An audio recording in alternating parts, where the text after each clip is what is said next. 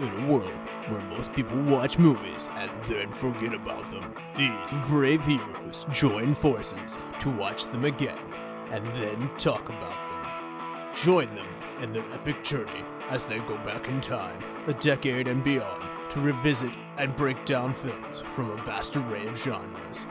Do these movies hold up over time? Are they classics? Find out on Retro Movie Roundtable. Starring your hosts, Brian Fry, Chad Robinson, Dustin Melbardis, Nathan Lutz, and Russell Guest. Coming now to headphones in your ears. Welcome, all you lords, ladies, and knights of the Retro Movie Roundtable, where we watch movies and then talk about them. I'm your host, Nathan Lutz, and joining me today is my good friend and co-host, Dustin Melbardis. Dustin, how you doing today? I'm doing great. I'm feeling cool, boy. And it is you and I again, gruesome twosome at work, at least for the moment. And this movie will give me even more opportunity to talk about music at every little tiny little corner, so every little corner. All right. And joining us today is Peter Warden of the Retro Reviews podcast. Peter, welcome aboard. Great to have you. How are you doing? Thank you for having me. I'm doing great. I'm happy to be here. This is exciting. Yeah, I'm really looking forward to talking about this movie. And yeah, it's a big history to go into. But yeah, happy to be here. Peter has been on this podcast before. This was at the Circus episode. So it's great to have you back. And Peter, just as a quick general question, what is the last movie that you saw before this? The last movie I saw was actually before the pandemic, before theaters closed down, or can I talk about something I saw at home? This is a general term, I suppose. Can anyone even remember that far back? Yeah, the long ago, the before times. But no, thankfully I don't have to go back that far. I just last night, actually on Netflix, I watched a new documentary on Audrey Hepburn called Audrey, which, there have been a lot of documentaries on Audrey Hepburn over the years. I wouldn't necessarily say this one gives that much new information. I feel like, as a fan of hers, I've seen plenty of it, of what she went through and what her history is. But the way this was done was just so well crafted, just so kind of hallucinatory in the way it just kind of delves into sort of places you right there in her life, and uses a lot of there was this unearthed interview that apparently hadn't been heard in a long time with her that they sample a lot from throughout the course of the whole documentary. So yeah, if you have any interest in her at all, I highly recommend giving that a look. It was really great. That sounds like a really fascinating subject. Could you tell us a little bit more about yourself and maybe your show? Sure, yeah. Well, I am a longtime big fan of movie-going, movie-watching. I mean, who isn't these days? Especially in the days we live in now. It's been a real lifesaver. It's the perfect time. Yeah, indeed. So yeah, movies from all eras. And podcast that I do is called Retro Reviews. Not a far cry from what this podcast is. But yeah, we talk about movies, basically. Very close to what we have here. But our difference is we only go as far back as the year 1980, and we don't go anywhere closer than 10 years ago. So basically, as of this moment, we talk about movies from 1980 to 2011. Or, April of 2011. So it's basically the era that me and my partner Ray grew up in. It's what shaped us as moviegoers. And we talk about movies that we've seen a million times, movies that occasionally that we're just seeing for the first time, but really reflecting on how they hold up today, if they're really worth preserving, worth remembering, and just what our feelings about them are in this day and age. And thanks to those time constraints, whenever I'm on this show, I try to pick an older movie than it would qualify for retro reviews. So really did that with a vengeance with the first movie, The Circus, from 1928. We're going a little more modern today with West Side Story, but yeah, it's... That makes me happy. I don't think I wanted to go that far back. 50 years is enough for me. I like that, 50 years. I think that's probably where I would like to go as far back in terms of retro. I like your definition, though, of that was when you and your partner grew up. That's kind of what your own definition of retro. I like that. Yeah. 60 years. Yeah, this is 60 years. Wow, that's scary to think. Yeah, crosshairs of a different kind of nostalgia. This is the movie that we're looking at today is West Side Story, the film version from 1961. Classic movie that was the number one in its year in a lot of ways. Not technically the number one in the box office, but its vinyl record, the music from it, spent a crazy number of weeks, the record number of weeks, at the top of the vinyl charts after its release. The movie itself grossed $63 million, and it was beaten out by 101 Dalmatians, so good company there, and it just beat out The Guns of Navarone. Its IMDb rating is 7.5, and on Rotten Tomatoes, it also has a pretty good score of 84%. It won a whole host of awards, from music to acting to directing to sound to screenplay, all sorts of things, Golden Globes, BAFTAs. It's got all the accolades, and of course it's on the AFI Top 100 Movies and Passions and Musicals list as number 2 actually on the Greatest Musicals list, and it has 3 of the top 100 songs for AFI as well. So this is a movie that comes highly recommended by just the accolades alone. Peter, coming into this, had you seen this before, and what did you expect? Yes, as a matter of fact, I had seen this a handful of times before. The first time being, here's something interesting.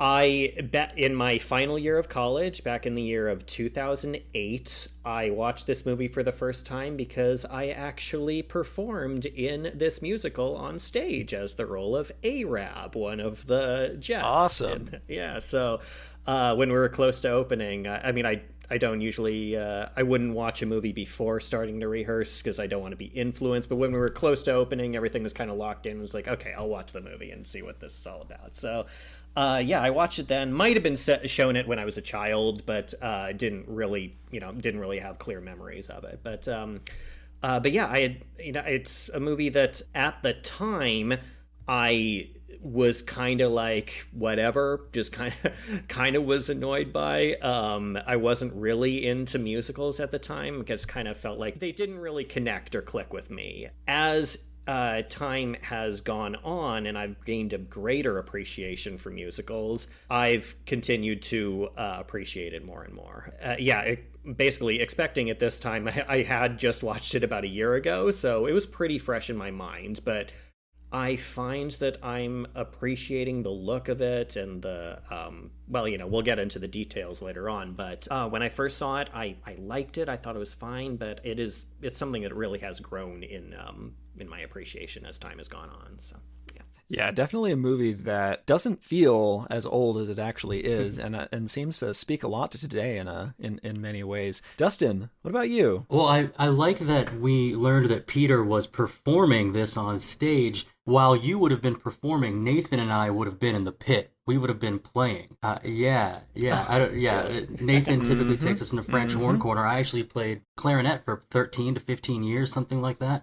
And even though I have played almost every single piece in this movie, in this production, I had never seen it before. The music was not new, but seeing the movie with the memorable songs, I had never done that before. I did that Thursday, so my first time ever seeing it was just 3 days ago, and I had a blast watching it. I had a blast listening to it. I grew up listening to scores of musicals even before I had seen them, and I was lucky to see many as a child, and then growing up through high school and college, that would be a popular thing I would do if I was going to take someone out on a date. I'd say, let's go see this stage production of X, Y, or Z. And so somehow West Side Story, though I was familiar with so much of the music, I had never seen it before. And I loved being given this opportunity. Nice. Glad to hear that. That's awesome. Yeah, this is another movie where the music in it is something that stands on its own in an incredible way and has a life of its own, both in productions that have singing with them as well as the pure orchestrations that get played a lot by orchestras, as well as a French horn player I'm very used to. And my introduction to this whole show was actually through a brass quintet arrangement of it, which is played a whole lot and is a classic part of the brass repertoire. It's very different to hear it with singing, but music's just as good every time. Just ahead, we are going to go into a bit of an advertisement break, but after that, we will be spoiling the movie and beginning our walk through the plot and enjoying all the different beats of this very musical film. See you right back, and Dustin will be giving an outline. Welcome to the Flashback Flicks Retro Movie Podcast. I'm Ricky. I'm Grayson. And every week we review a movie from the past and reflect on things we missed, things we loved, and things we want to see again. Yeah, because we believe any movie worth watching is worth watching again. So if you like films, friendship, and a lot of callbacks, I mean, just so many callbacks, then subscribe on Apple Podcasts, YouTube, or wherever RSS feeds go for like-minded movie-loving individuals. Like you. What happens when two modern film fans go back and rewatch all the old classic films from yesteryear to see if they hold up? You get the Classic Film Jerks podcast. Find the Classic Film Jerks podcast on all the major platforms. Exterior, Upper West Side of New York City, mid-50s. The local turf has been owned by Jets, street gang led by Riff, for as long as they can remember, but the incoming presence of immigrant Puerto Rican Sharks gang led by Bernardo creates more than just scuffles and posturing. The Jets decide to make a move for dominance after a local dance, enlisting the help of retired gang member Tony to inspire the rest. Tony becomes enamored with the Shark leader's sister, Maria, and she reciprocates the desire. The two gangs decide on a winner-take-all style rumble, which Tony tries to prevent from happening at Maria's urging, only to witness his best friend stabbed to death, filling him with the need to get immediate vengeance on Maria's brother, Bernardo. After an emotional reconciliation, Maria's former flame Chino tracks down Tony and plugs him as he dies in Maria's arms. Exit stage left and right for the remaining gang members, and fade to black. I feel like I saw the movie again. With no rhythm though, no intonation, no music, just, well, here's what happens. I don't know. I liked the stage script direction style. though. Yes, I pulled that out for this movie only. That's the script that I would have read when I did the show. So yeah, that's right. It would have started out just that way. So. This is a movie that has a lot of beats, but a lot of just amazing scenes. So let's start off with that snapping. This is something that throughout the movie, there's this wonderful sense that all of these scenes are like a violent dance number that's going on, barely in control and could break out at any moment. It's something that's pretty cool about this. What stood out to you, Peter, I'll start with you, in terms of the scenes that most define how this movie gets going? This, the opening sequence where we basically, since this is a show that is based on a Broadway show, it's something that we would have seen if we were among the people in 1957 to see it when it first was performed. We would see it on a stage. We'd see like a set, a structure that would be used through the entire production in different ways. So to watch the way it opens, the way this movie opens, where we actually see all of New York, we see these amazing overhead shots of all of New York City, and then focus in on this one area with these groups of characters, the Jets and the Sharks, and just really setting that up and seeing this dancing in a real area, in a real environment on concrete. I can't imagine making this movie what it must have been like for those dancers to have to do all of those moves on concrete and not like an actual dance floor, like a relatively soft dance floor. Must have been, well, it was painful, as from what I hear. It sounds like there was a lot of injuries on that set.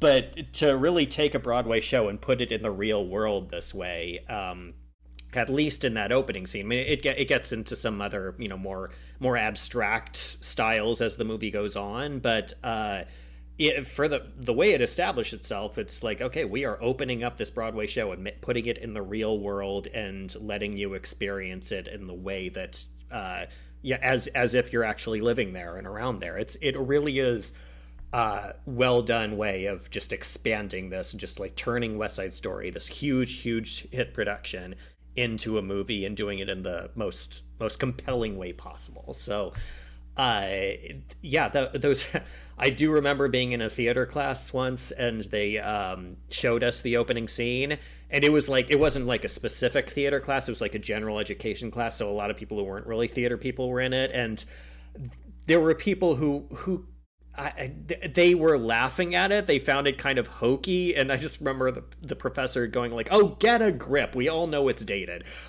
So, I mean, but, and I was like, yeah, like for real. It's the movie like then was, nearly 50 years old. Now it's 60 years old. But there's something about just the beauty of it all. And the way it like just the bright sunlight, the way it looks, where they shoot doesn't look that much different from, certain areas of New York today. It has such a tangible aspect to it, the way it starts out that way. It's an unforgettable the way it starts out. And violent dancing. You feel like something is rumbling. And even though it is dancing what they're doing, they convey all they need to as far as telling the story of who these rival gangs are, what the public feels when they look at them, like the scares that they get from them. It just establishes it all really well right up top.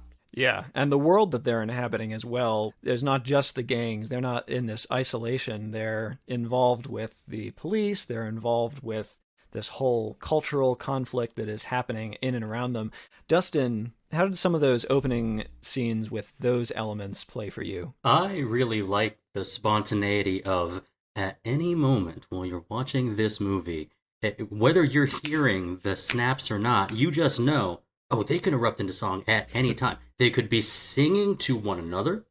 They could be singing to no one. So sort of like Tony's song, Something's Coming, when he's carrying the bottles down the stairs. He's not singing to anyone to hear. He's thinking. So when you have two rival groups singing to one another, when the song is meant to be just sort of exposition, or whether or not this is an inner monologue that just has to come out with arm outreached and, view towards the skies, I can see how the non-theater kids in that class would have been like, this is hokey, or I cannot believe how cheesy this is. But I think that when you sign up for this movie, when we voluntarily want to see this movie, you're kind of always on edge in a good way. When is the next one come? Oh, here it is. And now you're tapping your feet. When I watched this movie all the way through, I found my body unable to sit still because I knew that something new was coming. Even if it was an old song I had heard 100 times, seeing it in the context of the screenplay and how it's pushing towards where we know it's going. We know what it's based on. I actually tried to shove the Romeo and Juliet aspect of it away, and I wanted to watch this no, this is West Side Story. This is not a reimagining of another story. Let me just see it as this own story. And that was not just helpful, but I enjoyed it immensely just to be able to move from one to the other. Even when there's no visual, even during the overture and the intermission, when you are hearing just the musical themes that are about to be presented to you. It was a real treasure. I loved it. I love the overture and the intermission. I love watching like movies from this era that have the overture and the intermission. Like they aren't even all musicals. I just love that stuff is built in there. It makes, as someone who is really misses the theater going experience, it does kind of place me in that mindset in a really great way. I love that. Yeah, there is a part of me that wishes this was to the degree of It's a Mad, Mad, Mad, Mad World. Yeah. It has this incredible introduction where it's just all animated in lines, and they're introducing the cast to this hilarious, rickety musical theme while everything's being torn apart on screen. This movie is a lot subtler with the sort of lines over New York City. The second time you watch it and you know what that is, it's sort of fun to try to pick out what the overall shape is. Can either of you think of the most modern movie you've seen with an overture and an intermission? I know that I think it was 6 years ago. I mean, I might be off with my time. I thought 50 years was 60 years. That just blew my mind again. 60 years old, jeez. But I saw on opening night, I think it was very late December 2015, The Hateful Eight was presented with an overture, a 15-minute long overture before the movie began. And I thought, like, wow, I felt transported back to when this would have been normal. What are the last two that you can think of that had an overture or an intermission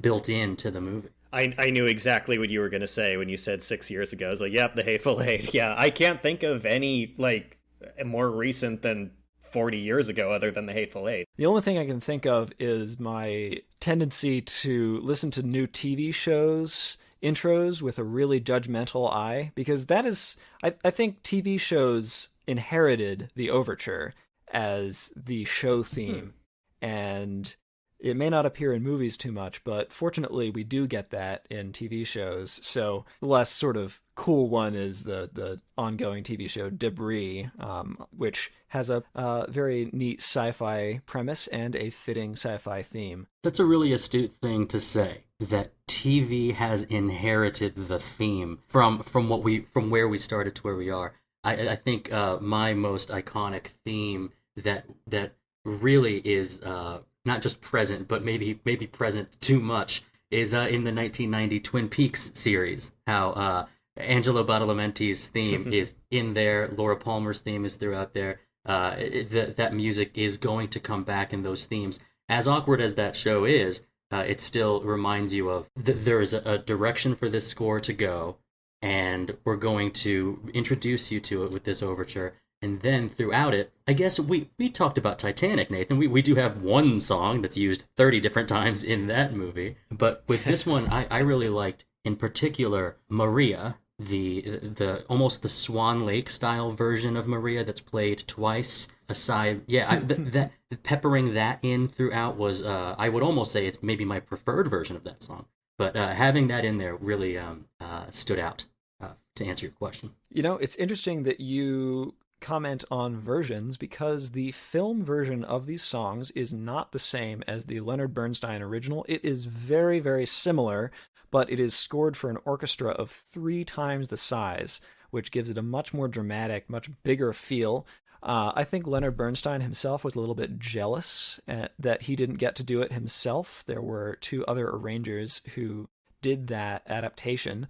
I think that this is a very successful adaptation, and as the version that most people first encountered in its original run and on the released vinyl records, this is a lot of people's most familiar version, but it is definitely different, which is interesting. It's a bigger sound. That is, I mean, as someone who sang G Officer Krupke on stage, I can tell you the lyrics are all over the place in this film version. It's I mean, I had a solo in that, and my solo is nowhere to be found in this film version. So, no. But yeah, I mean, I think it was something about. I heard it wasn't so much that it wasn't allowed in the movie. It was that if they had put the lyrics in the soundtrack, that would have been like illegal or something. Like they were too inappropriate or something like that. So they changed it for the movie. Really? As I don't know the specifics really, but that is what I kind of gathered. But as far as the orchestrations go, I mean, I'm surprised to hear you guys say that, because I got it. Yeah, I guess this movie version just for me has always sort of felt like the definitive version, and I wouldn't be surprised to hear that the production I did was actually they just took whatever the movie version did. So maybe I'm wrong there, but that's just, or I've just watched the movie so many times that that's now what sticks in my mind. I think the big differences are just the order of some songs, because the Officer Krupke song is supposed to be later, after the death of Bernardo. Yeah, that it is weird that such an upbeat song happens after that happens in the story. Yeah, so that is the right move, I think, to move it in this film. So I'm going to save what I have to say about G Officer Krupke for later. Fantastic. Right. Yeah, there are like you're right as far as like the way the songs, like the familiar songs, are kind of like they're sort of hinted at early on. There's like you're probably better at musical terms than I am, or terminology, but you hear like a very subtle piano verse, like dun dun dun dun dun dun dun dun dun dun. I don't want to get you guys sued for copyright infringement, so I will stop there. But I mean, yeah, you haven't heard the song Maria yet, but they put that little bit of it in your head, so in a very like sweet, sensitive way, in this really profound moment of the film where Maria and Tony are first meeting. So it just kind of, it plants the seed, and it makes it that much more fulfilling when the full song comes about a few minutes later. It's and I just love the way that musicals can play with that. They can just like make these little tunes, the themes, all throughout, and your first or even second time around, you may not even really notice it. It's just almost subconscious in a way, the way they do that. And it's really fun through a lot of scenes as those songs are building in and out of being the full song, where, for example, in the dance scene,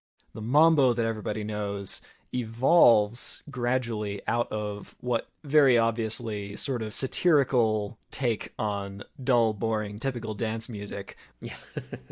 Which then evolves into the actual mambo song as they start competitive dancing. And since I'm here, I'm just going to mention a bit of the set design here. I wonder if that style of school gymnasium was more typical back then, but it felt very much like a cross between a gym and a church. Well, I guess the question is, have you ever played basketball in a church's gym? Yeah, I would say that would make sense. I'm from closer to the deep south, and in Tennessee, having your church be what the community center is, and having the same place where potluck, basketball tournament, dodgeball, speed dating, all the other things of the community be in just one large room, and sometimes the basketball goals can be pulled via ropes and pulleys up towards the ceiling, or sometimes they're just left down.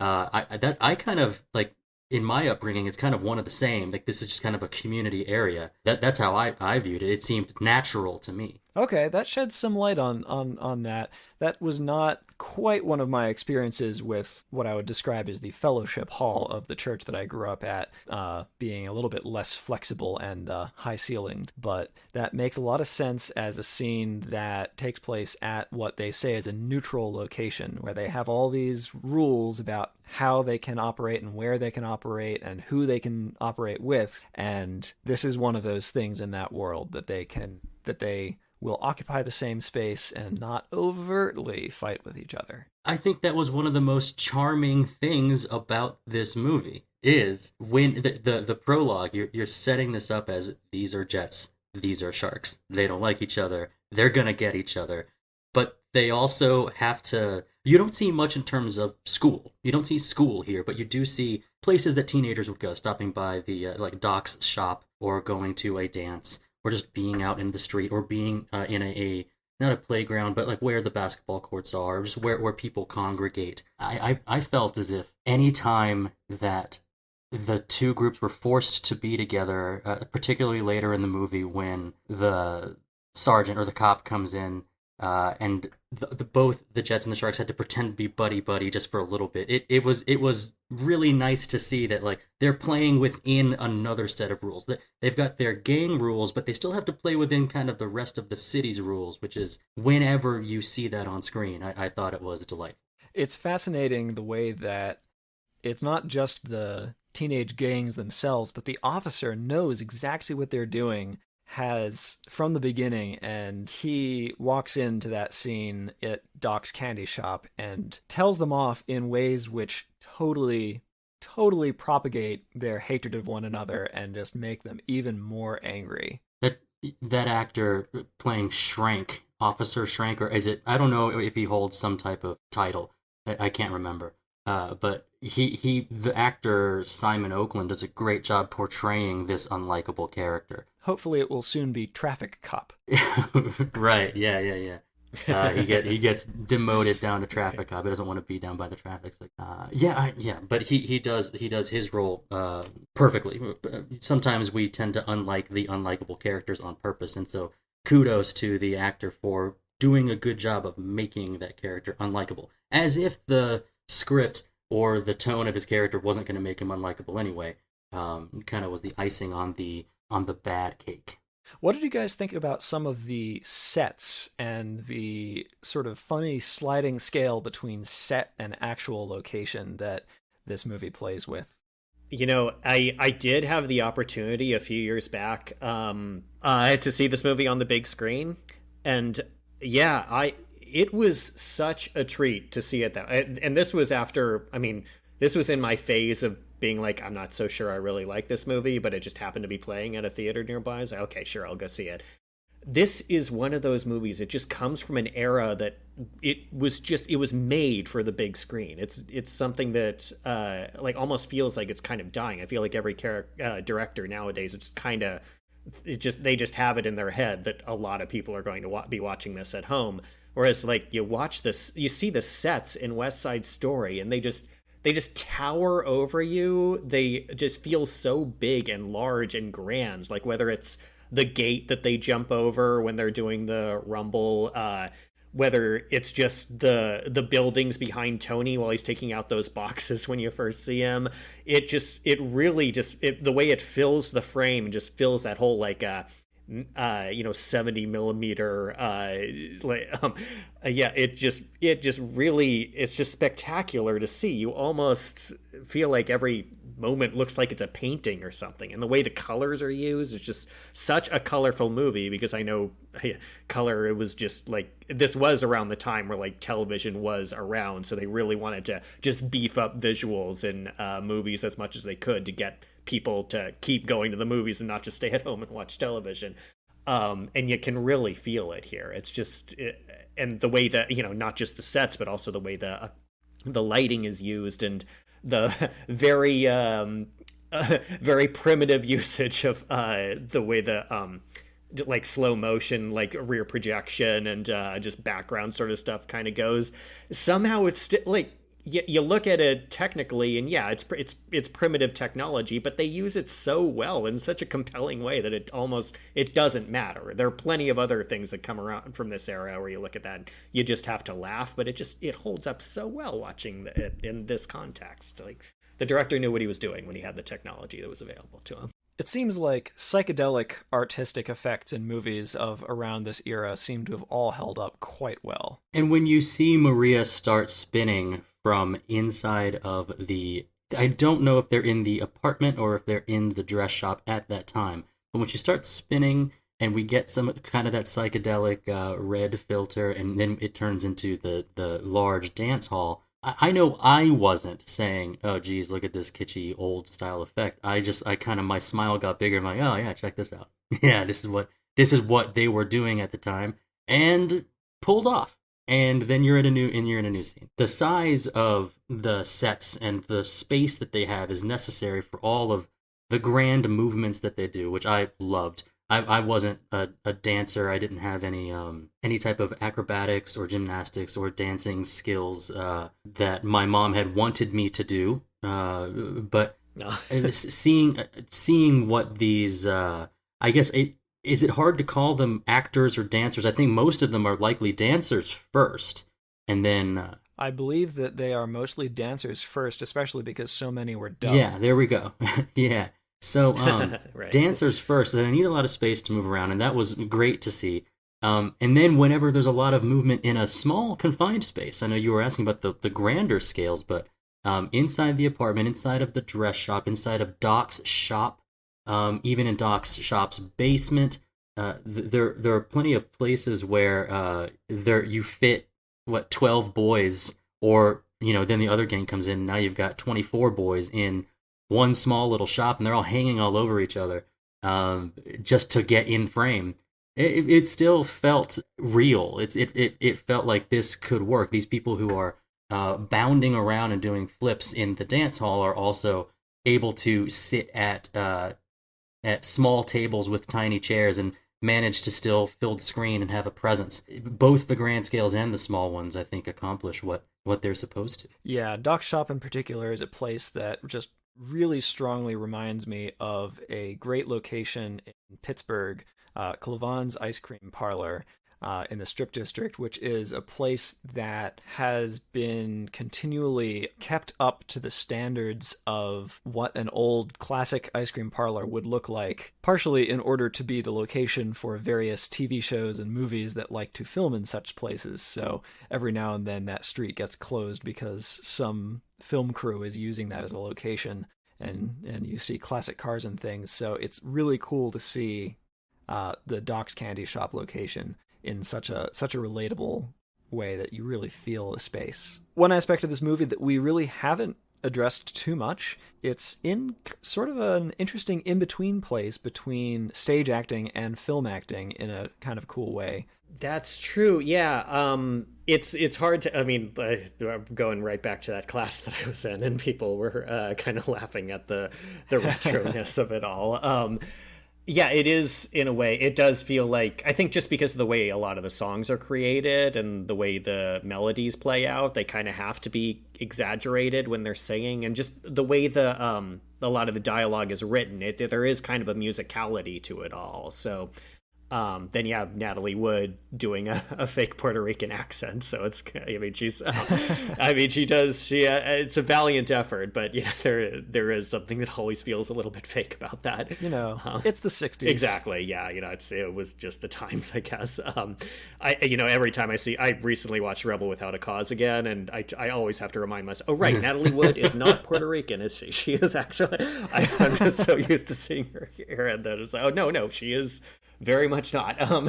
But yeah, it worked. I think just because of the material, it just it has to be played that way, and there has to be kind of a disconnect between like true harsh reality in order to tell the story and make it make sense among all the music and musicality and everything. So yeah, I mean, it works for me. It's a way that, it still holds up in my mind. So, and I did appreciate the intimacy that I think it creates in several scenes where maybe on stage you wouldn't be able to quite do this, but they do take advantage of the film that they're in order to really get down to almost whisper singing in a way where they're really sotto voce when they're right next to each other in a way that goes against that humorous parody that Men in Tights put on the two people love each other and are singing next to each other's ears, removing each other's ears due to how loudly they're singing at each other. But then it builds and they step a little bit away from each other so that they're not quite shouting at each other as they're doing this singing. I haven't watched that in a while. That's funny. I like that.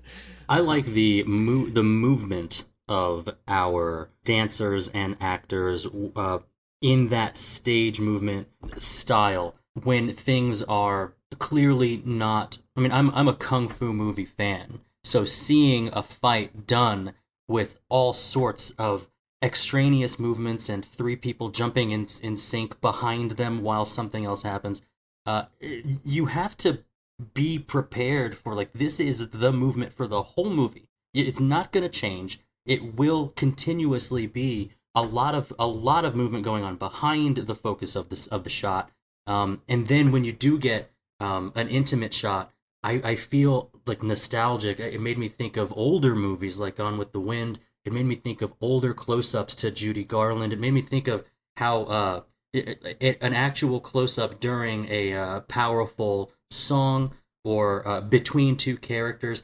I really think there's a perfected head movement that was not done by Derek Zoolander, his Blue Steel head movement.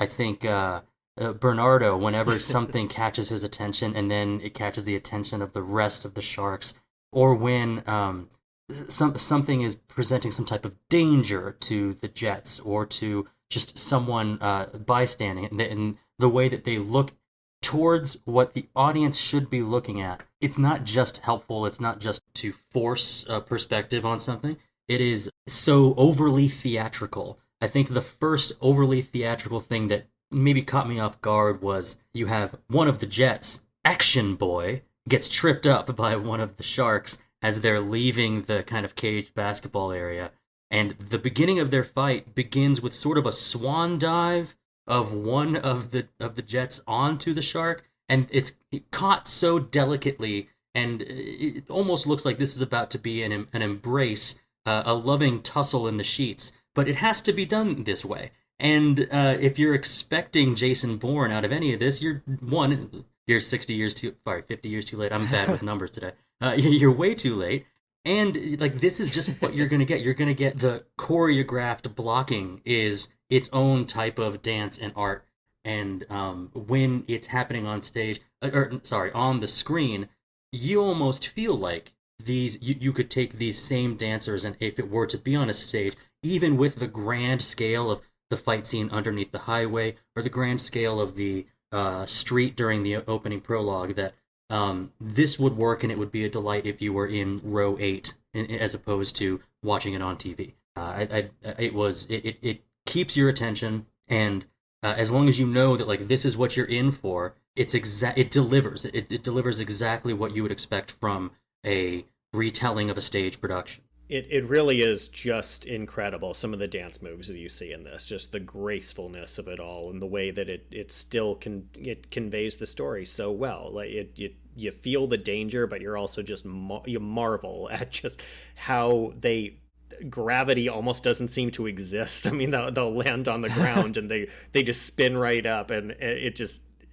but you still feel the weight of it. You still feel that there's something there's danger there. So yeah, it's just so great to watch. And they're interacting with their environment in a way which is quite cool artistically, where they're pulling themselves up over things and onto things, and in a funny way, the fact that they do those weird soft landings really calls attention to the fact that they are on hard concrete, and that anything harder than that would probably be really painful at the other end of it. Yeah, I just can't even imagine how many takes it took to get some of these shots right. You know, it's one of those movies where you watch and you have to admire the effort behind it, just how much work must have gone into it to make all of these people in this frame do exactly what they needed to do at exactly the right time and not kill themselves in order to do it. Yeah, Richard Beymer plays Tony.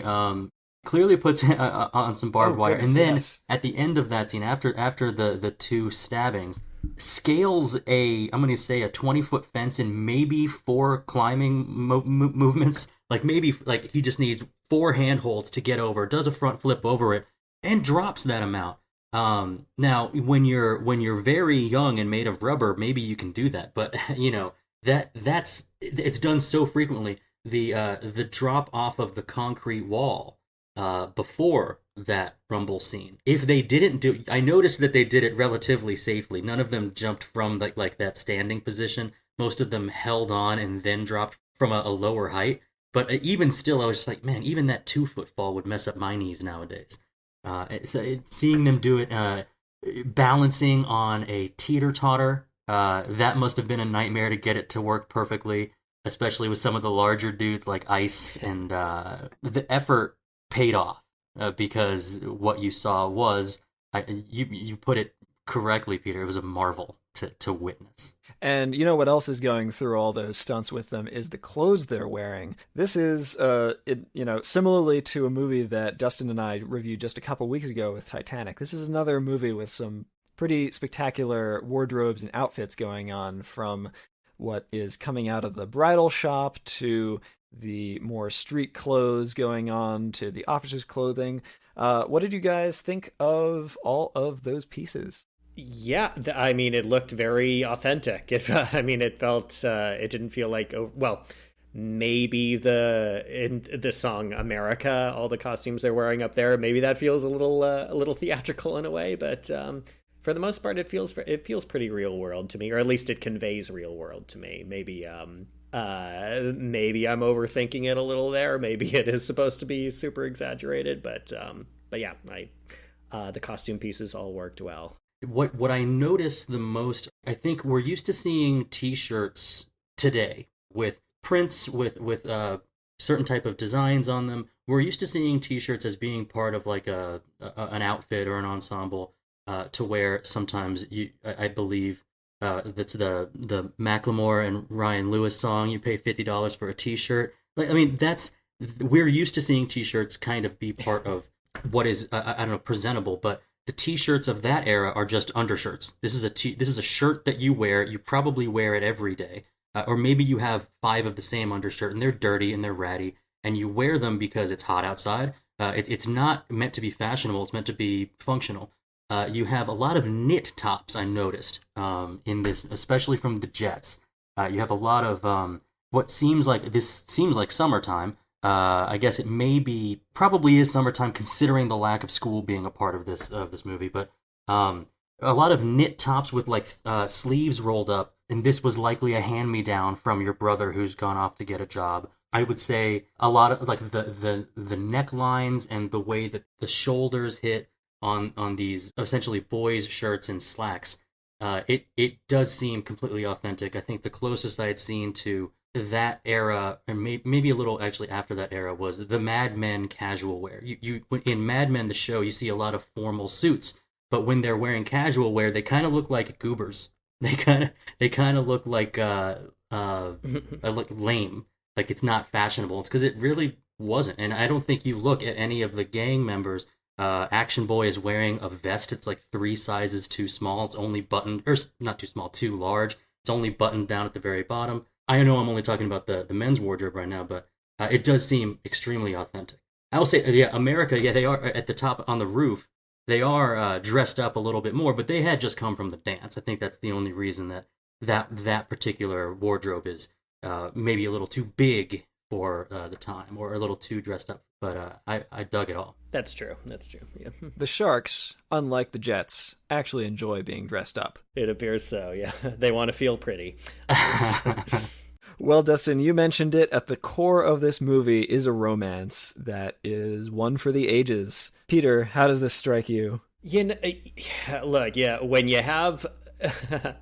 when you have a romance, yes, it you look at it on paper, okay, they only knew each other for a couple of days. You look at Romeo and Juliet, you look at Titanic, yeah, they only knew each other for a couple of days. But you know what? When you have a movie that is able to sell it this way, that is able to really put forth all the emotions that are needed from the actors and just the atmosphere that they're in, and the music, of course, which is a huge component in selling the story. I'm on board. I'm fully on board, even though if I'm not 100% convinced of the reality of it, I'm more than willing to suspend my disbelief in order to enjoy this story that it's telling. Because the larger story is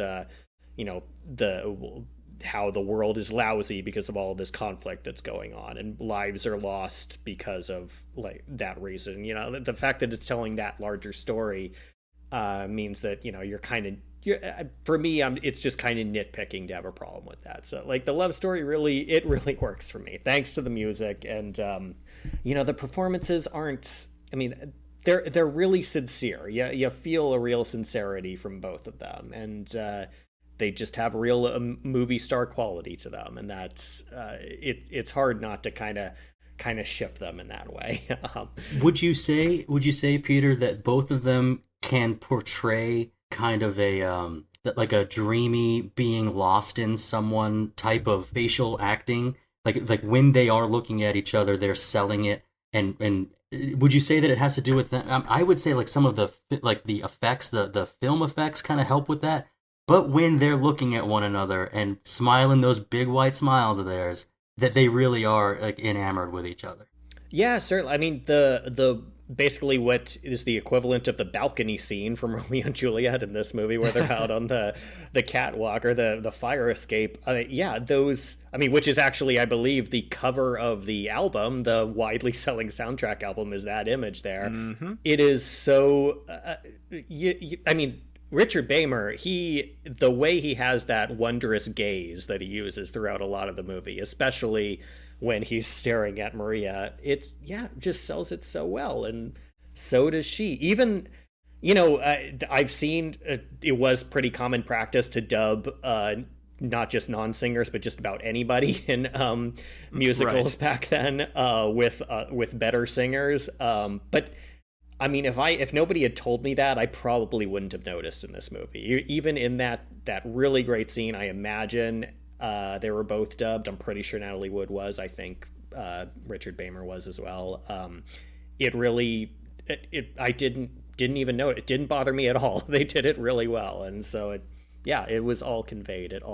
They sell it, and which makes you really feel it at the end when it meets the same ends that we've seen in the aforementioned films as well. Yeah, it's definitely really hard in a romance movie to really sell the first look and they're in love with each other.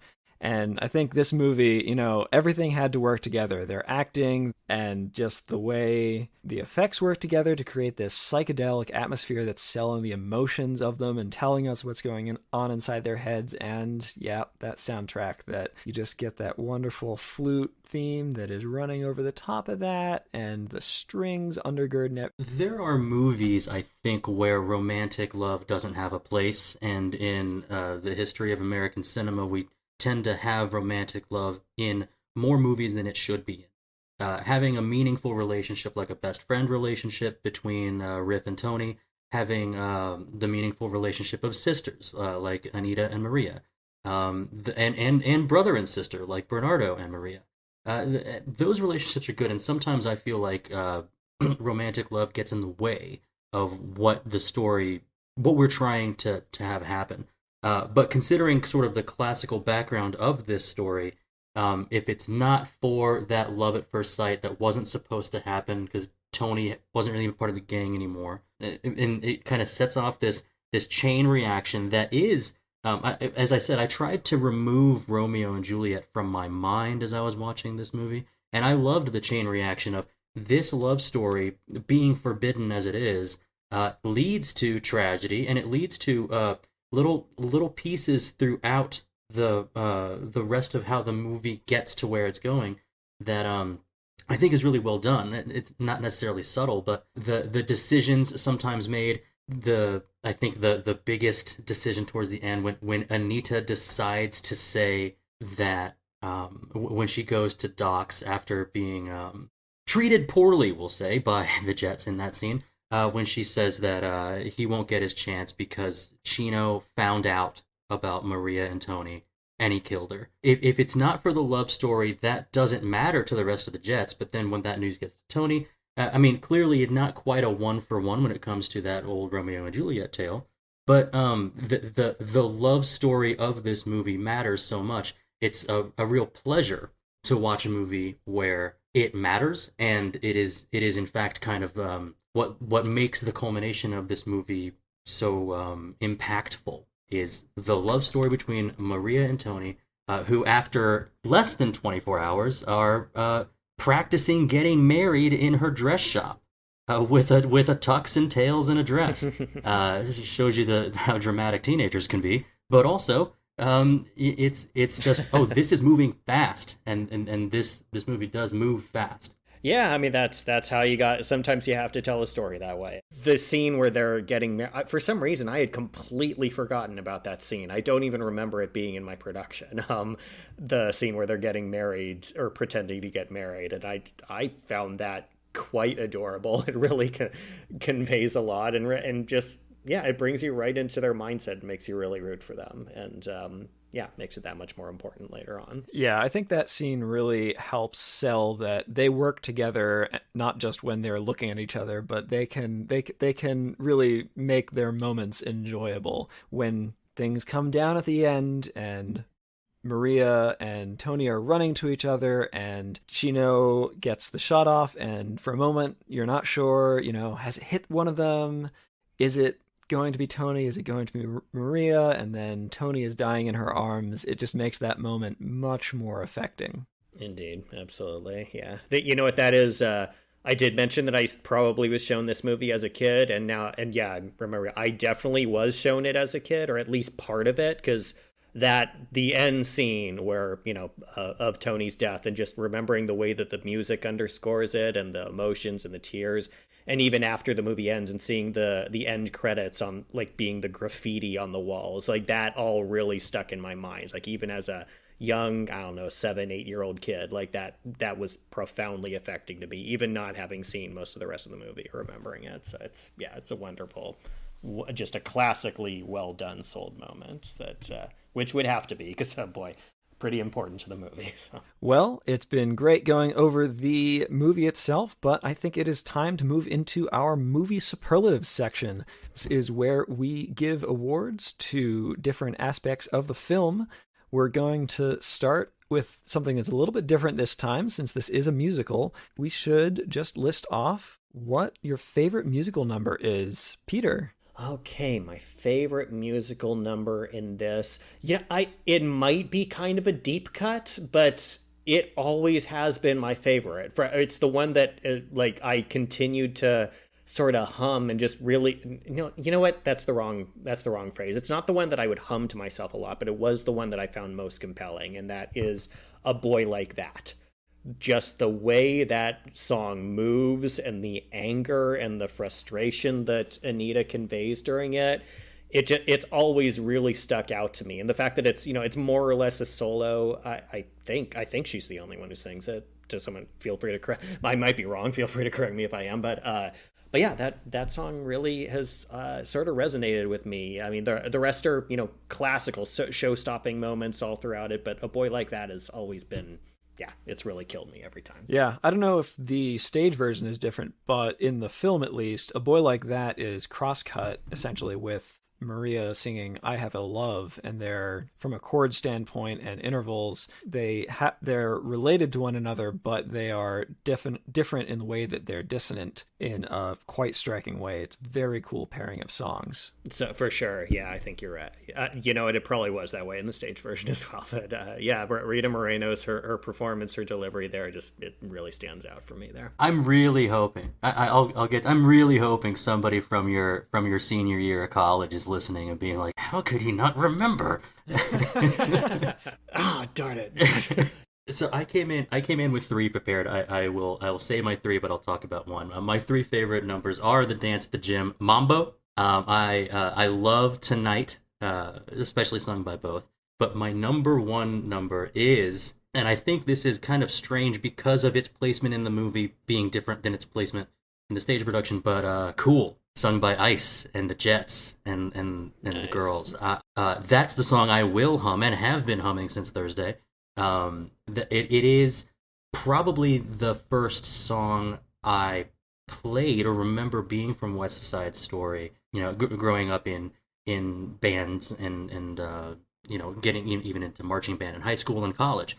Cool has always been one of my favorites, and the scene in the movie with Ice's crazy eyes and the spontaneous shouts from the rest of the gang.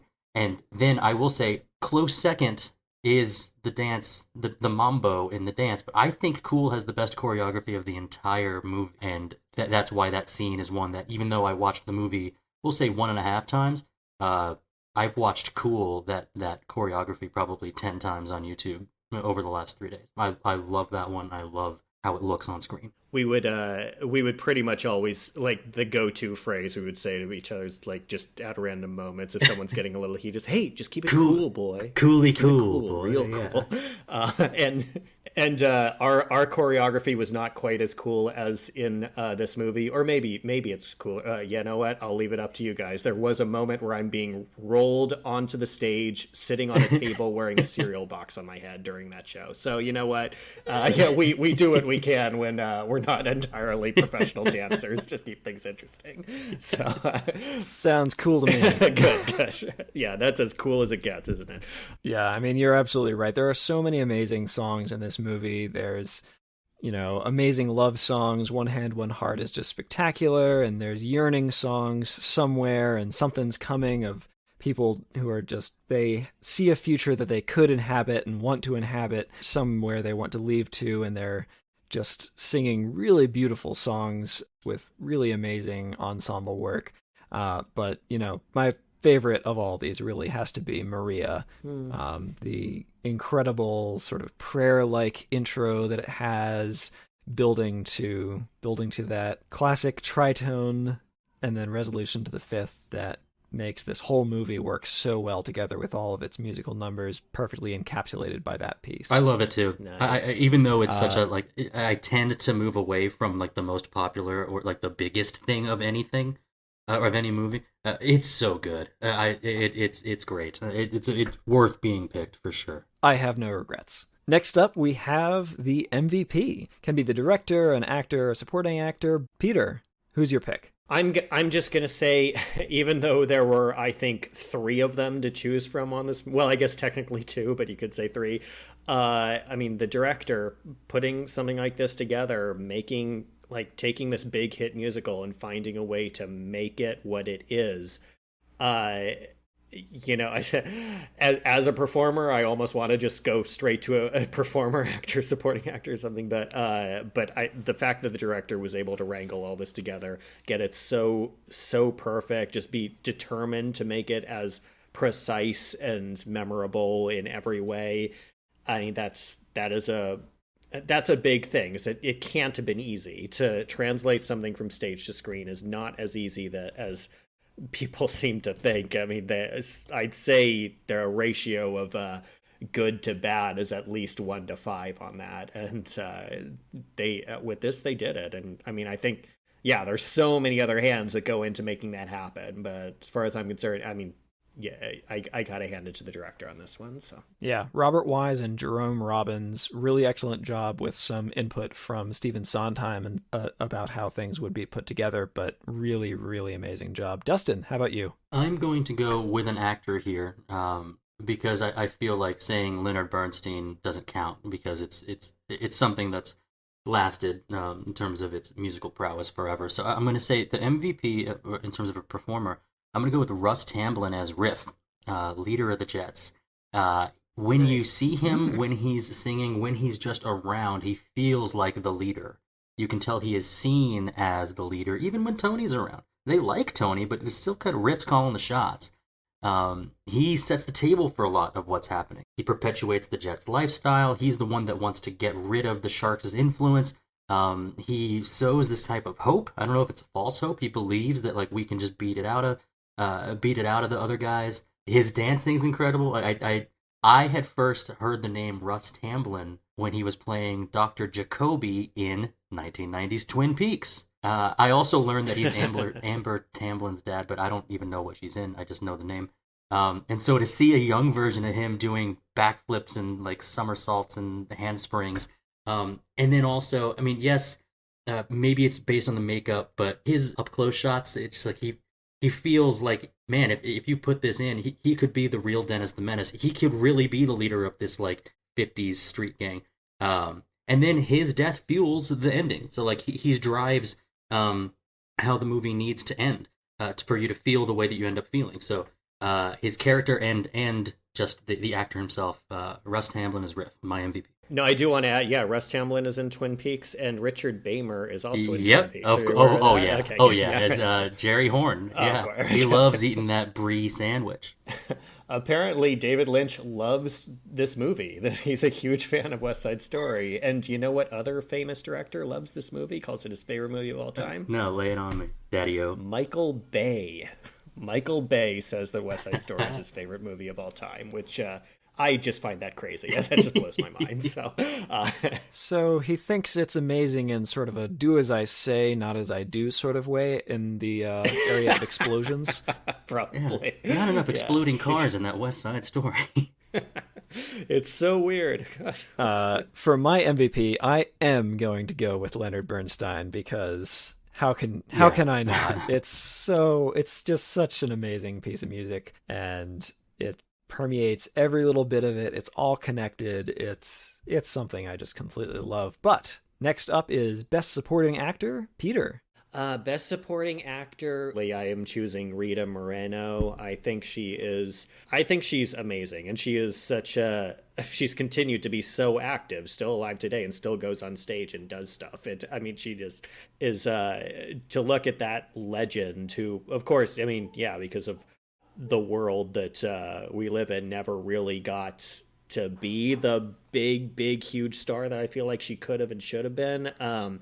I was really focused on her this time around, and she was I just find her work so compelling here. Also, when you consider what she had to go through, the fact that she is an actual Puerto Rican in this movie, but also had to darken her skin to match the darkened skin on the white actors in this movie. Just that's just so different times, but it's just the 60s were weird. Yeah. The 60s. Exactly. Yeah. But I feel like that at least deserves mentioning, the fact that she had to do that. But she's great. I love Rita Moreno, and I'm glad she's still with us. So, yeah. Dustin, what's yours? She really does kill it, and I would say like she portrays judgment so well. from their sisterly side. I would say my best supporting actor is going to be, there were a lot to choose from, but I decided to choose Eliot Feld as Baby John, one of the Jets supporting cast, who seems to be the voice of innocence in a group of, this is what we're about, and there's one person saying, well, what if we don't want to fight? He is seen right before the G Officer Krupke scene reading a Captain Marvel comic book, and he's just being a child, which they all are, which is sometimes hard to remember considering these are a lot of men playing children, but showing that this is the kid that's kind of got a lot of his childhood still left in him, and adolescence is shown. I would say he's actually one of the younger looking actors as well. But what it made me think of was, what do gangs do most of the time? Most of the time they aren't committing crimes or fighting each other. Most of the time they're doing things everybody else does. They're playing video games, they're reading comic books, they're playing cards, they're playing sports, they're watching TV, they're going to family dinners. So gang members shown through media are often seem to be like, the gang life is a hard life. Well, yeah, 5% of the time that you're doing gang stuff. The rest of the time, you're just doing people stuff. And I feel like Baby John kind of shows like this is a person. Later on, I think maybe one of my favorite scenes is Action Boy comes. No, not Action Boy. Arab comes running by. Hey, what's going on with you, Baby John? Don't look at me. I don't want the guys to see. I'm crying. I love that line. I think he's a great part of this cast, and he's my best supporting actor. Nice. I got to do that scene. I was Arab. So. A great choice. And, for me, I'm actually going with Ned Glass, the doc of Doc's Candy Shop, who is shepherding Tony through everything and having to deal with the crazy complexity of the life that he knows that Tony's dealing with, and understanding just how to bring him out of it. And in that wonderful scene where after Nito has gone and Doc comes down and he knows, or he thinks, that Maria has been killed, and he's trying to break the news to Tony, and Tony is completely distraught over it, and the acting that goes between the two of those actors in that scene is quite spectacular. This is you make this world lousy, and they say, we didn't make it, Doc. That's a good moment that kind of sums up the movie. I would have chosen Doc myself had I not thought one of you two would. Because he's great. Always the contrarian. Well, next up we have an underappreciated minor cast or element, as we call it, the hidden gem. Peter, what's yours? Maybe the funniest moment of the movie, and I'm glad we have this category because we have not mentioned this gentleman yet, so I'm going to go ahead and do that. John Astin as Gladhand showing up out of nowhere and breaking up a potential scuffle in the middle of the dance floor just by being a funny, crazy, silly dude. Just by showing up and saying, hey, how's that going? It's such a great moment. And this was desperately trying to be a commentator. Yes, right. Pre-Addams Family John Astin. I did not know he was going to be in this movie when I first saw it. When he showed up, I was like, what the what? It's a great moment there, and it's for me definitely the biggest laugh of the movie. So right there, John Astin. Yeah, what does he say? It's like we're going to try the boys on the outside and the girls on the inside. And then when the music stops, you dance with whoever you land on. It couldn't hurt to try. Gladhand was my hidden gem too. That's why I had that ready to go. Okay. So I loved him as well. I thought just his brief time on screen was incredible. So I'll go with my second place choice, which was Anybody's. We didn't actually cover her at all. Kind of a little minor part of the Jets gang, the girl, the tomboy, who really wants to be a part and really wants to help and ends up doing a great job. I would kind of attribute her importance to the movie similar to Gavroche in Les Miserables. You need just a little scamp to do little scamp things sometimes, and she does that. So that's my second option. Oh my gosh, you guys have stolen things off my list for this. Was this yours too? Yep. Gladhand was number one. Oh my gosh. So, I'm just going to agree with both of you instead. But in a movie that has so many amazing parts, who would you have recast? I wouldn't have thought of this if I didn't hear just yesterday that apparently this person was in contention.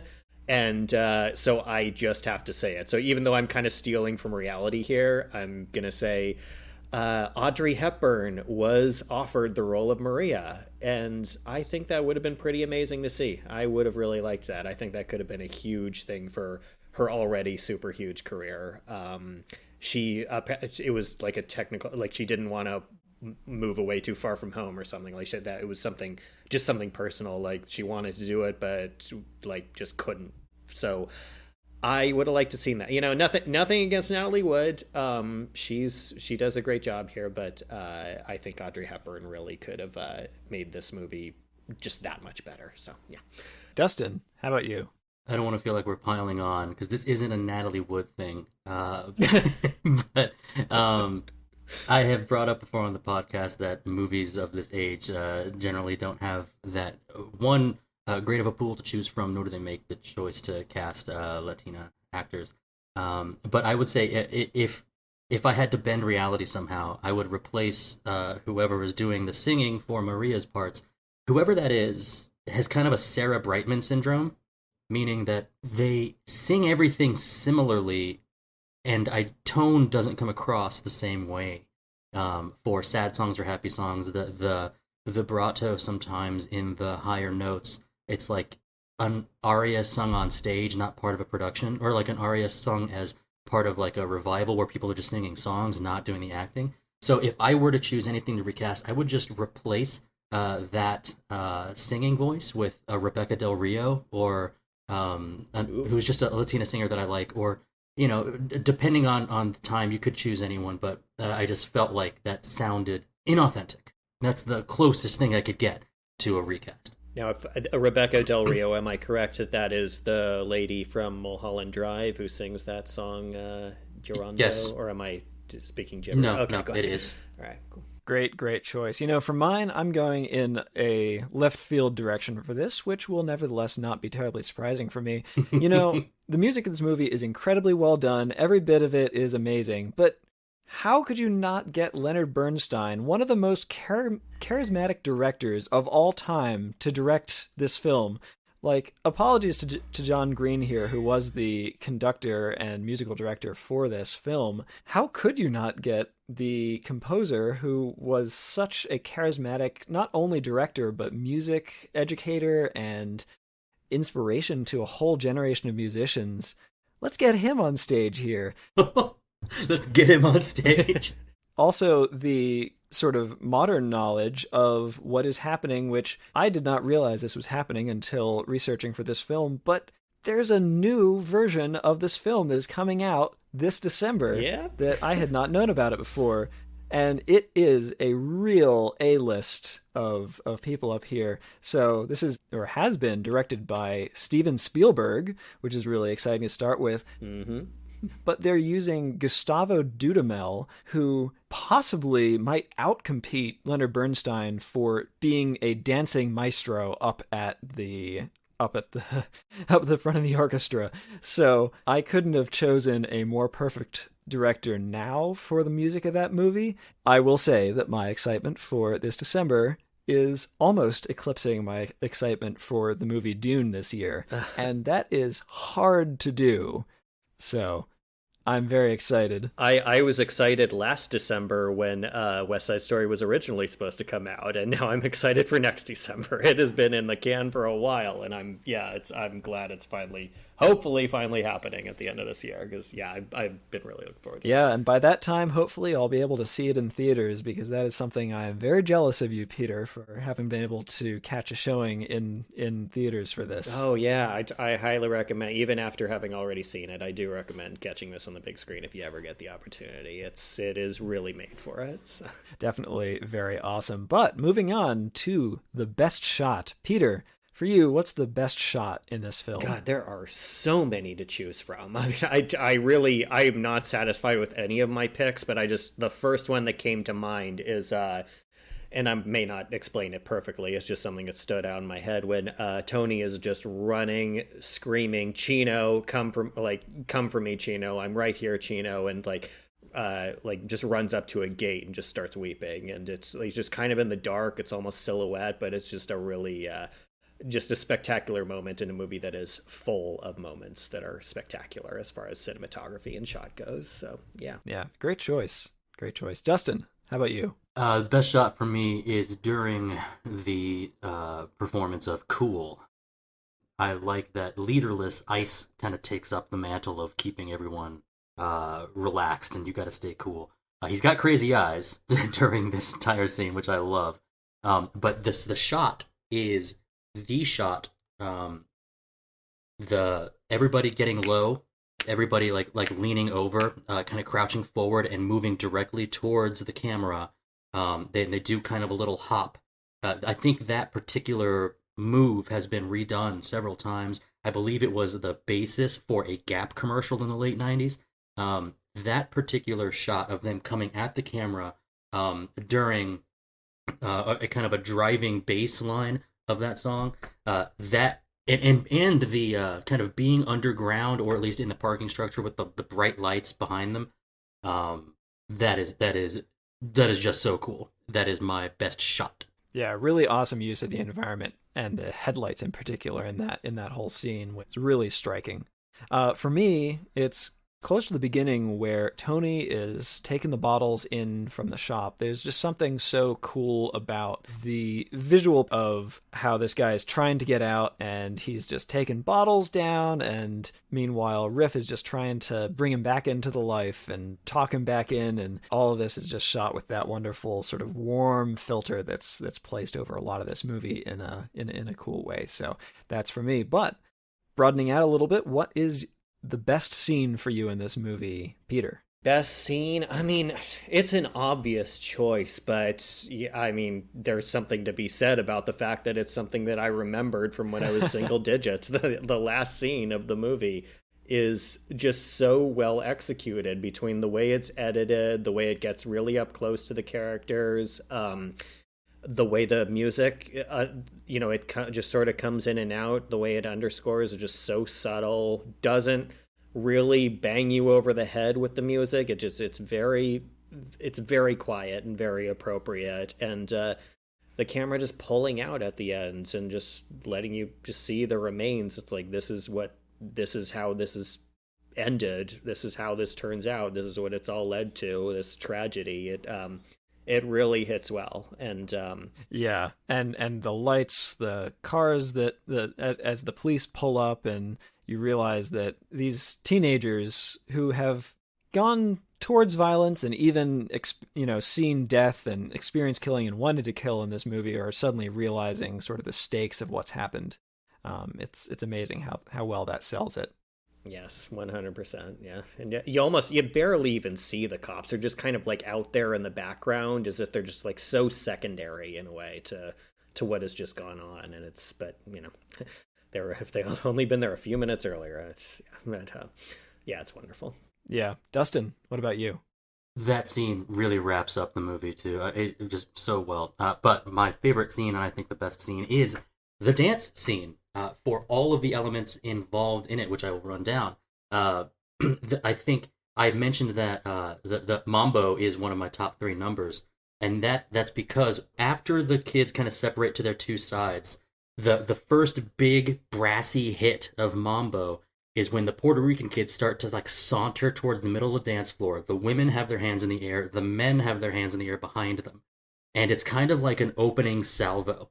Like a challenge. This is the challenge. It's timed perfectly with that song. You have Glad Hand doing his best, little sweet, best intentioned adult.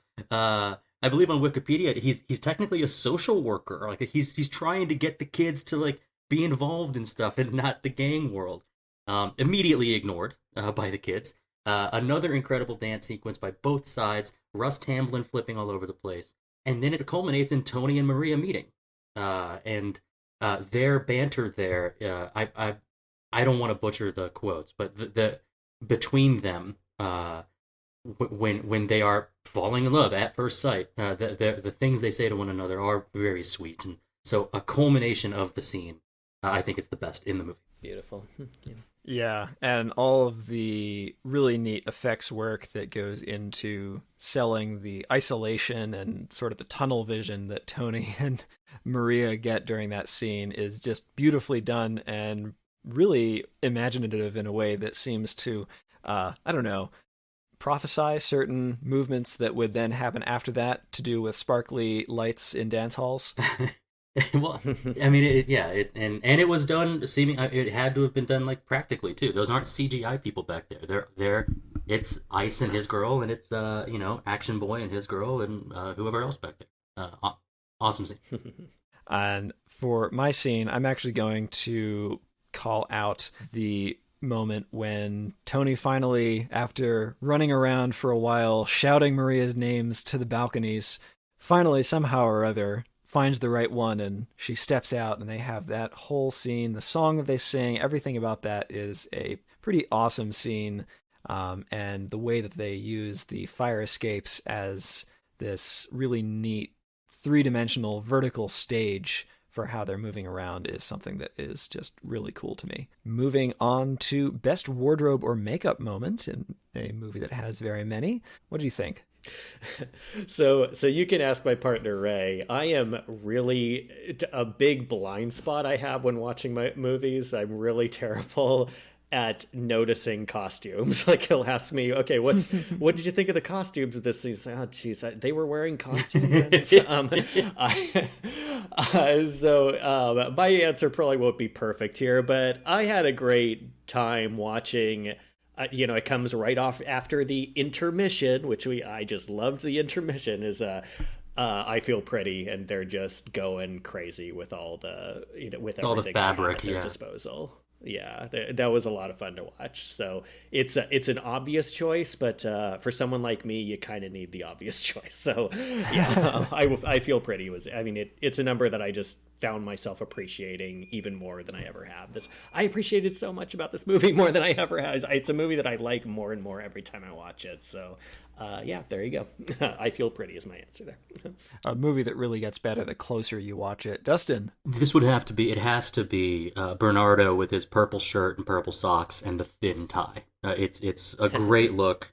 It's a look that I, even at my thinnest, was never thin enough to pull off. It's an awesome look, and I think a lot of the guys mimic that same look of almost like what would Desi Arnaz have looked like if he was a teenager, and he had access to that kind of wardrobe. I think one of the all of the PR kids, especially the men, have great kind of casual like suit wear that they're wearing. One of the kids is wearing a cummerbund, which has never looked good on anyone, but it looks good on this guy.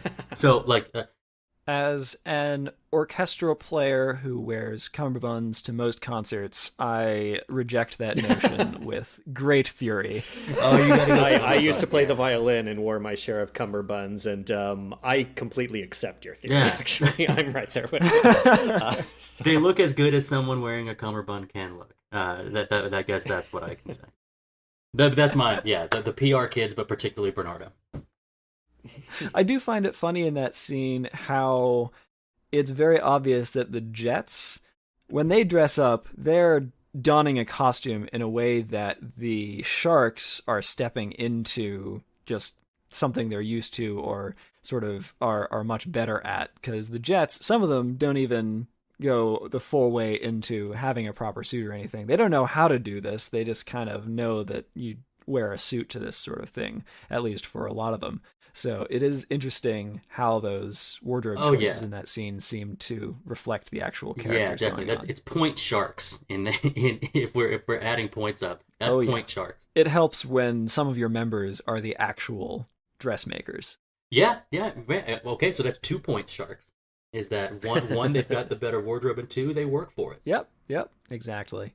For me, it's to do with that razor wire that Tony has to jump over in that fight scene. And I'm sure it's also, he was also in a fight, so probably it was ripped by many other things during that scene. But I imagine he jumps over that fence and he's all shaky and he gets his shirt a little bit more ripped than it was even before. And he gets back to Maria and she's just what she thinks is just a rumor at that moment that Tony has killed Bernardo. She sees him and one look tells her it's true. That's a great moment for me. For the that shirt is only hanging on to him with perspiration. I don't think it's tucked in anywhere. It's barely being held together. It's stuck to him via sweat. That was actually my second option. I'm with you. I think that's an awesome choice. I feel like you guys watched your own movie. Like none of that registered for me. I'm so bad at noticing the costume stuff. But you know what? Hey, next time I watch this movie, I will watch. Why you watch the movie with the outline, Peter? Exactly. You're right. That I should have kept that in hand. So, you know what? Next time I watch it, yes, thank you for all that. The secret to close Your lack watching. of focus on wardrobe means there's an extra focus someplace else, and that's why we love to have you as a guest here on Retro Movie Roundtable. Thank you. I did. Absolutely. Right. Well, hey, if you had to change one thing about this movie, what is it that you'd change, Peter? They did change a lot from the production. I'll just go ahead and throw in this in. I played Arab, but and I was the guy at the beginning who the sharks attack and drill a hole in his ear. Whereas in this movie, it's Baby John where that happens too, and that makes more sense because Baby John is the one who seems like so much traumatized throughout the rest of the movie. Yes. Like he's really going through something. So why I don't know why it wasn't like that at the beginning. So I feel like that was the right move. But okay, if I were to change one thing myself, it's all pretty solid, but I think I'll say the obvious thing and something which I know the remake is going to do their best to rectify, like maybe cast actual Puerto Ricans as the Puerto Rican characters. Yeah. Maybe just leave it at that. So It would be good. Yeah, I'm not going to sit here and knock the movie for doing what they did 60 years ago. It was a different time, and it was a different time. But yeah, the fact that they're remaking it and rectifying that, I think, is a good thing. So yeah, we'll just leave it at that, I guess. Yeah. Dustin, what about you? There were a couple things, but I think the movie is solid, and there's not a lot I would change. I'll go with a cheeky answer first, which is just remove G Officer Krupke from the movie and the production. It's a bad song. Oh, really? Okay. My least. Right. I wrote this down while I was watching it. I was doing it paper pencil style, and I said, "This is the worst song I've ever heard in any musical in my entire life." It does feel very out of place. I'm with you. Yeah, very out of place because most of the songs are good, and this one's bad. Which is why it's out of place. No, but even if it wasn't, the subject matter of the song is I tend to be very involved socially, especially when it comes to handling juveniles and incarcerated youth. And I'm going to make this my full answer now. I had other stuff. This is my full answer now. I don't like the song, and I also don't like the subject matter. Poking fun at what the issue is with handling kids, especially delinquents, is part of a past career of mine, and it's something that I could do without. And it doesn't help that the song is bad. So there we go. That's my one thing. Oh, I don't like it, man. I want to defend this song because it's Leonard Bernstein and it should be awesome. I don't think it's the best song in You'd be right, yeah, because it's the worst by any stretch of the word. But I am going to give another example of this song not necessarily being great in plugging another random CD that I've had of French horn. We are in Nathan's French Horn Corner. Welcome back, everybody. This is Nathan's French Horn Corner again. In this case, this is the opposite of what happened last time, where the film version is much better than what was done here, in which this CD of operatic arrangements by the Berlin Philharmonic Horns, let's say ill-advised ending track in which they did Officer Krupke but replaced the words with themselves singing about themselves as Berlin French horn players and things that they do. And it comes after the outtakes, which is good because it basically, as a whole song, is an outtake. And I will leave it at that. The rest of that CD, awesome, beautiful. That song, let's not especially do that. as your ending number. It seems so strange. Yeah, I don't know. I think they were hoping that people would stop listening to it after the outtakes or sometime during. You know the what? outtakes. I think you've made my point for me. If you decide to put a song in a place where people will likely have decided not to listen to it, it's probably your worst song. Yeah. So for my change one thing, I am also going to pick apart something in a song. In this case, it is the song "I Want to Be in America," I hear you, yeah. which, much as I think this is a really fun song to play in the brass quintet version and in purely orchestrated versions, I think that between the sort of tone of the wording of the song and also the tone of the orchestration and the voicing of especially the women singing in it gives an impression that I don't really like being in this musical, and I do hope is maybe addressed a little bit in the modern retelling of it. That I really think it sounds a little bit shrill as they're singing and painful in a way which I think does not do any favors to the actors who are actually involving in it. After that, let's move over to the best quote. Peter, what is your favorite quote from this movie? This moment it feels like a small moment, but it always really touched me when I was doing the show and does it just as much when I watch the movie. And that is after Anybody's has finally proved herself.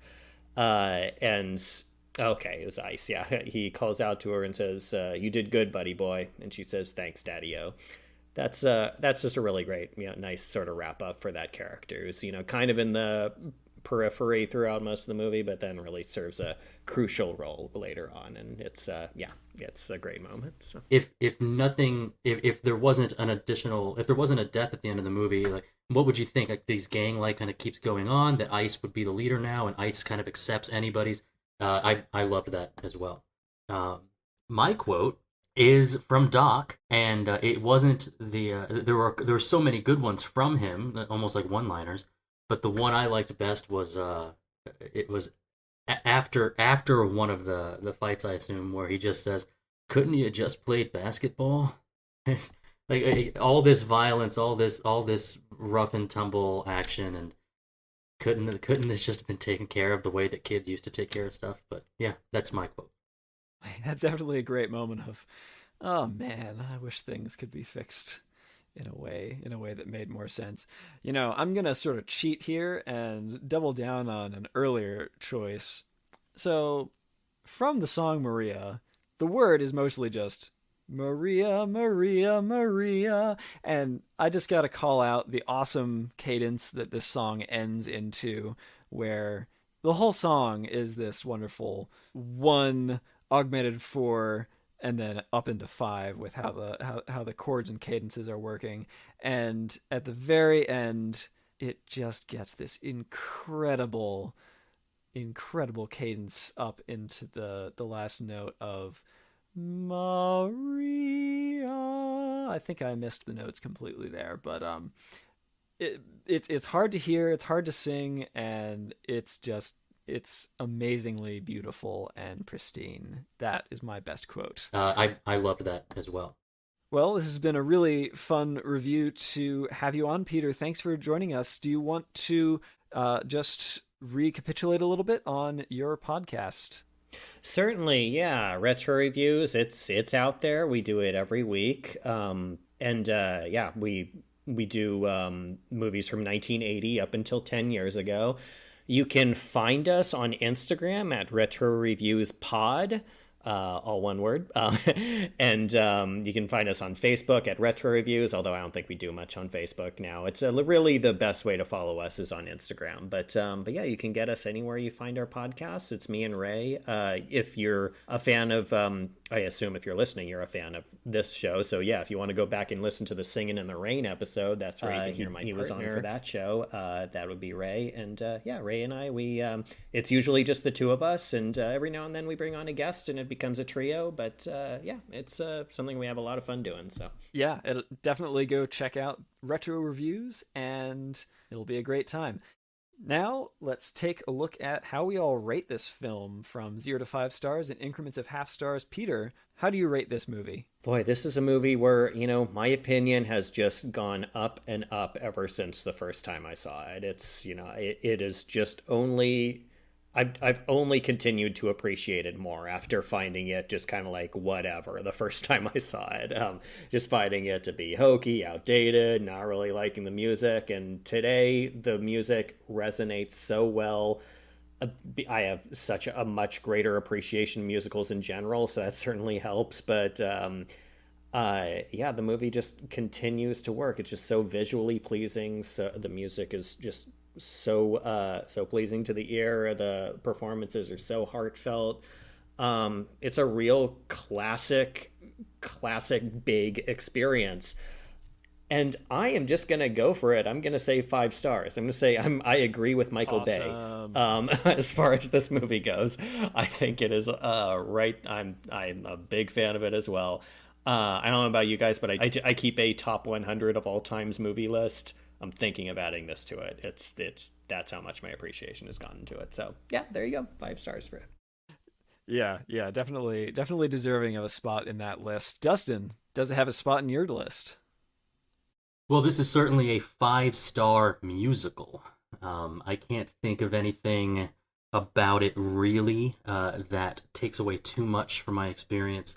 It's the social commentary between race and social standing, and the we'll call it the blue line between the law enforcement and the kids. A little heavy-handed, but important. It was for the audience at the time. Movie is 60 years old, and I would listen to or watch it anytime, anywhere. I hate G. Officer Krupke, and even still, we're gonna go with 4.5 stars on this movie. As far as musicals go, it's a 5-star, but for the purposes of this, it is a 4.5-star movie for me. Also, a very strong recommendation for this film. And, I've been vacillating about whether I would go with 4.5 or 5 stars for this. But you know what, Peter? You've given me the courage. It's joining my 5 stars. That's so great to hear. I love that. Wow. Nicely done. That's a good rated movie. That makes me very happy. I'm glad to hear that. That's great. Right. Well, thanks once again, Peter, so much for joining us. It's always great to have you, and we look forward to having you in the future again. Thank you for having me. Yeah. I look forward to coming back for sure. This is really fun. I always I relish in every opportunity to talk about a movie that's older than 1980, so I'm happy to be here for it. So. And for the ones that are newer, check out the Retro Review podcast. And for all of you out there, remember, all the lords, ladies, and knights of the Retro Movie Roundtable, we invite you to reach out to us. We want to hear from you. Subscribe, rate, and review us on iTunes, Spotify, Stitcher, Google Play, YouTube, or wherever you get your podcasts. Give us a like on Facebook, or follow us on Twitter at @movie_retro, or email us at retromovieroundtable@yahoo.com. Producing and providing this podcast is fun but not free. We invite you to support the show at our Patreon page at www.patreon.com/retromovieroundtable.